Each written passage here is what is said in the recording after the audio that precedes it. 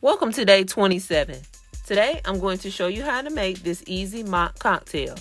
To make this sweet treat, you need a martini glass, orange crush, vanilla ice cream, candy corn, and whipped cream topping. Start by adding a little vanilla ice cream to the bottom of your glass.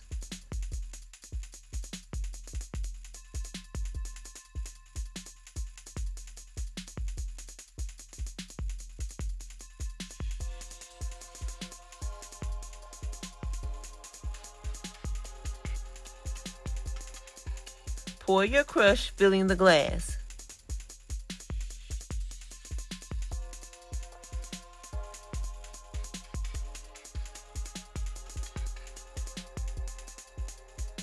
Add the whipped cream and top with candy corn.